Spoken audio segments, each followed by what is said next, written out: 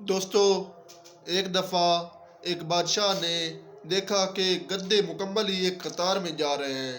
ان کے ساتھ ان کا مالک جو کہ کمیار تھا ان کے ساتھ چل رہا ہے۔ تو بادشاہ نے کمیار سے پوچھا، تم ان کو کیسے سیدھا ایک قطار میں چلا لیتے ہو؟ اس نے کہا کہ جو بھی گدھا قطار سے باہر جاتا ہے میں اس کو سزا دیتا ہوں۔ بادشاہ کے جس ملک کا بادشاہ تھا اس ملک میں منصفی میں بہت کم اثر تھا، لوگ دیانتدار نہیں تھے۔ تو بادشاہ نے یہ سوچا، بادشاہ نے اس سے کہا کہ اگر میں آپ کو اس ملک کا نظام سونپ دوں تو کیا آپ اس ملک کو صحیح کر دو گے؟ اس کمیار نے حامی بھر لی اور اس سے منصف، جیسے کہ آج ہمارے ملک میں جج مقرر کیے جاتے ہیں، قاضی یا پچھلے، اسے منصف مقرر کر دیا گیا۔ جب اگلے دن ہی ایک چوری کی واردات آئی تو وہ جو کمیار جو کہ منصف بنا ہوا تھا اس نے حکم دیا کہ یہ چور کے ہاتھ کاٹ دیے جائیں۔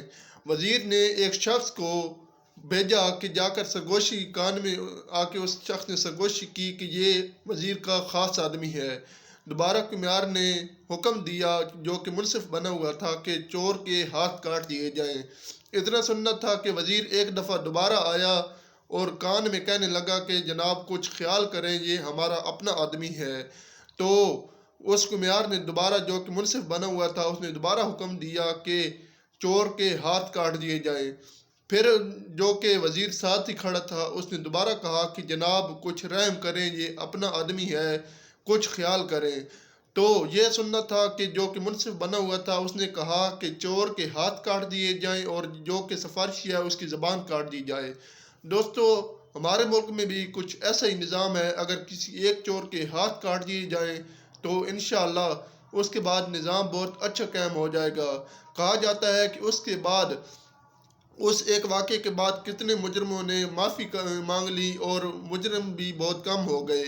اسی طرح ہمارے پاکستان میں بھی، ہمارے ملک میں بھی یہی نظام ہے کہ اگر کسی ایک کو سزا دی جائے تو انشاءاللہ بقایا صاف ہو جائے گا اور صحیح ہو جائیں گے۔